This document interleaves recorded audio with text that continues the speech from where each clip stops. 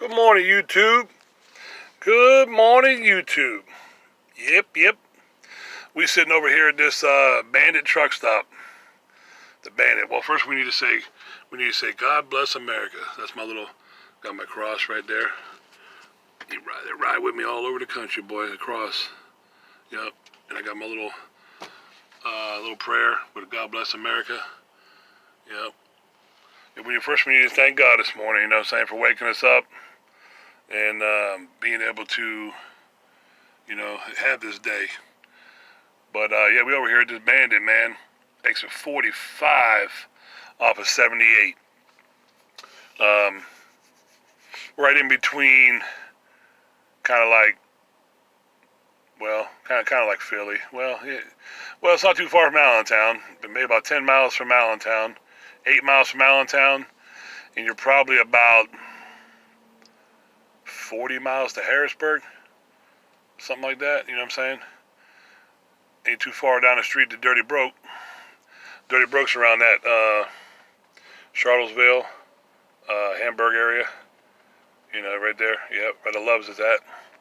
So I'm not too far from him. Yeah, they're building a brand new sheets across the street here. Check this out, y'all. Yeah, brand new sheets. Brand new sheets here. They bulldozed down that little Exxon or Mobil, whatever it was. I think it was Exxon or something. They bulldozed it down. Brand new sheets, boy. Looking nice, man. They're gonna have four truck diesel pumps. Probably a scale. I imagine they're gonna have a scale. Well, I don't know though. I'm not sure how that works now because the Bandit here has a scale. I don't know if they allow both. Yeah, I don't see why you couldn't have your own. Yeah. Most of the time, Catskill only puts one or authorizes one scale in like one exit, I think. I don't know, but maybe that's not true though. You know what I'm saying? Because I've seen other, there's a T8 has one, Pilot has, yeah, they'll probably have their own cat scale. 4 truck diesel pumps, probably a nice little good amount of parking. And yeah, it's looking nice, man. I was like, wow, because I haven't been up here since COVID, man. I haven't stopped in the Bandit since COVID. And of course the diner's right here. Man, you want some good eating, buddy?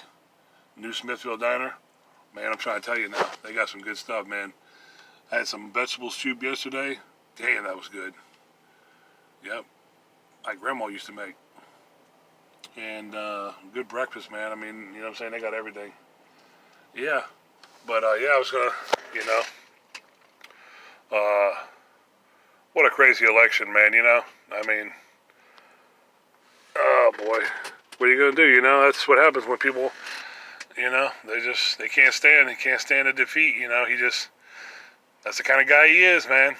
He's from New York City. He's crooked, so crooked people, they know they're always thinking they're being done wrong. You know what I mean? You know what I'm saying? When you cheat and lie and steal, then it's real easy for you to accuse somebody of that, always thinking there's wrongdoing. You know what I'm saying? He said that from the beginning. That was his excuse because he knew Joe was going to put it on him. So he said that from the beginning, He said, oh, yeah, I'm worried about the ballots. It's going to be a disaster, fraud. Ah, man, come on, man. Prove it then. Prove it. You know what I'm saying? Prove it. Show us the proof. Where's the proof, man? Put it on the table. I'll go down and vote again. I will go down and vote again if I have to. You know what I'm saying? He just, man, I mean, yeah, they're I'm going to agree. There probably is a little problem with a few the people, the dead people that passed away. You know what I mean? But still, I don't think it's right. Then if somebody voted, say they did a mail-in ballot when they were alive, and then 2 or 3 weeks later, a month later, they died, your ballot should count because you cast your ballot when you were alive. You know what I'm saying? And you mailed it. That's a bunch of BS. People, Trump supporters saying, no, that has to be thrown out. The person died. No, the man was alive. The lady was alive. When they cast that vote, they sent it to them. They were alive. They mailed it back in. They were alive. Then they passed away due to COVID or something, okay? But that's not right to take their vote away, But But yeah, but if the person passed away, and then son or daughter, aunt or uncle, grandson or whatever said, hey, look, there's a ballot sitting here. Let's fill it out for grandma. Now, that's not right. That's cheating. Grandma already died.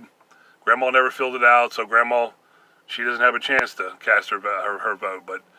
But I mean, I don't know. I just think it's a bunch of BS, man. I think he won. You know what I'm saying? I mean, if there's any kind of election fraud going on, I think Joe would have won in Florida then. You see what I'm saying? I think there's a lot of states that he could have, if they wanted to, but like that one guy said, he said he's been a supervisor of elections for years, and he said that there's cameras all over. You guys can log into the website and look and watch the people, if they really want to. I mean, there's security there. There's cameras. I mean, okay, if somebody did, in one little township or something. Now, one thing that it kind of bothers me a little bit, because I'm a fair guy. I like to win fair and square, or I don't want to win at all. But the people, there's states that didn't check any IDs. You didn't have to have an ID to vote. That's the most ridiculous thing I ever heard in my life. The person doesn't have to match their ID to the system. Like when I went down to Florida, when I went in there and voted, number one, I had to put a mask on. Number two, the guy told me wait until those people were done. There was only like 3 in there. I said, yeah, sure, no problem. We let those people go. I came in. The lady says, let me see your ID. She said, okay, you live at this address. Okay, you're registered. And I see you're registered. You're good, Mr. Malone. Here's your, we'll take your little, they had like kind of like a doctor's Q-tip, the long, and you just kind of signed that little thing like at the bank, or wherever, that little pad. Signed it and threw it in the garbage. Then she gave me a pen. She said, here's your ballot. Go fill it out in that little booth. And when I was done, I put it in a machine. I put it right in the machine. Man said, you're good to go. That's it. I mean, but some of these states that you didn't need an ID to go vote, that's a little ridiculous now, because that person there could have went through every precinct. They didn't see him before. Seen him at one. They never seen him at that one. So he could have voted maybe an extra 10, 15 times. If he really wanted to be slick, I guess he could have went to every county, drove around until maybe he got maybe extra 50, 100. But what was that really going to do, though? What was that really going to do, an extra 50 or 75 votes? I mean, that's not that big of a deal. You know what I'm saying? I mean, I don't think that's going to hurt. But I don't think that's right, if that's what happened. But then they also want to just put all the blame on the Democrats. But how about the Republicans that were doing voter fraud? You know what I'm saying? How do you know there was no Republicans that were throwing out, could have thrown out Biden? You know what I'm saying? I mean, in some states. You know what I'm saying? It's all a bunch of BS, man.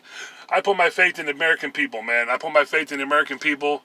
Well, first I put my faith in my Lord and Savior Jesus Christ, number one. But when it comes to things like this, when it comes to things like this, I put my faith in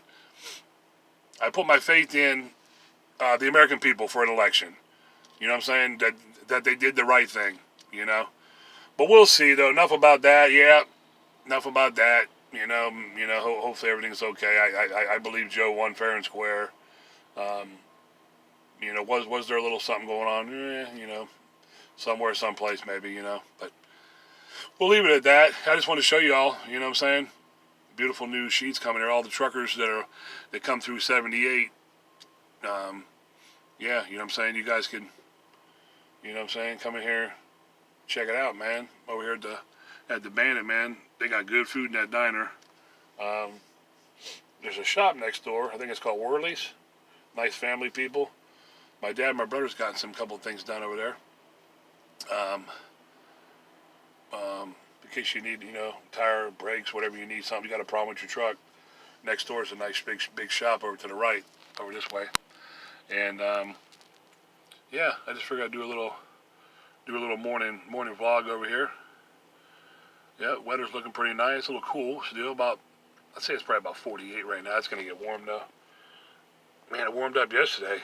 Good Lord, it was hot, man. It got warm, man. It's kind of cool right now. About ready to take this sweatshirt off, I'll tell you that. Starting to warm up. But yeah, they got a lot of warehouses over there in the back. Over to the right, you go out here and make a right. Go down and make a right in that industrial area, man. There's all kind of warehouses back there. It's a good area, you know what I'm saying? This area, you know, like I said, around like where Dirty Broke, where he lives, from Philly, you know what I'm saying, over to Harrisburg, up to Scranton. This whole region right here is a good industrial logistics area, you know what I'm saying? A lot of plants and companies and yeah, I mean, you know what I'm saying? Anybody with your own truck, man, if you live around here, you should do good. You know what I'm saying? A lot of freight to move around here, man. You know what I'm saying? There's a lot of good paying freight, a lot of good paying short loads. I just seen a load on the board a few minutes ago that went from like, where'd it go? From Delaware to Pittsburgh. You had to go down to Delaware and pick it up. Maybe about 100 miles, 120 miles down there. But I went to Pittsburgh, and shit, it was paying like $1,600. God dang, that's good money. From Delaware to Pittsburgh is only like maybe three and a quarter, maybe $3.50 the most. So do the math on that, man. It's like $5 a mile. I forgot. I think it was a reefer load. I think it was. I don't know the details, but yeah. I mean, there's some good paying freight, man. Especially right now. You know what I'm saying? Especially right now. I don't know if it's going to stay this way. Hope it does. But yeah. I just figured I'd give y'all a little morning view of this beautiful. The mountains over. We got some mountains over there. Oh yeah. I think they call these the Susquehanna. I think it's still the Susquehannas through here. Yeah, like when you go up 11 and 15, man, it's beautiful, man. You go up 11 and 15 towards Williamsport, where the kids play the World Series, the Little League World Series. They got the Little League World Series Hall of Fame, for all you know. Pretty neat up there. But if you're going up that way, 11 and 15 north, up towards New York, man, that's absolutely gorgeous. Coming around the Susquehanna River. Like right now, all the trees are turning, man. That's cool. I wish I could. I haven't been up that way. Sometimes I go up that way to Milton, to that one grocery company up there. Boy, I forgot their. Not Giant Eagle. Wise Markets, yeah. Wise up in Milton. Yep, that's where I bring watermelons to. I wish I actually I had a good load going up there, man. I'd see what that's all about, you know. With winter, you know, with wintertime coming, but yeah, we had breakfast, and I was going to hang out here. Maybe try to do a shorty load, maybe. Can't load till later. Got a frozen load going down to Jefferson, Georgia. That's like about maybe 50, 60 miles, kind of a little bit northeast of Atlanta, right off 85. Got a frozen load. Yeah, 10,000 pounds ain't too bad. Pick that up later tonight. But shoot, I don't want to sit around here all day and twiddle my fingers, man. I'd like to get me a little short load. You know what I'm saying? Hopefully, maybe I can find one. All right, well, y'all be good. I hope everybody has a blessed day. Be safe out there. And we will catch you on another one. See you later. Big Daddy Trucker out.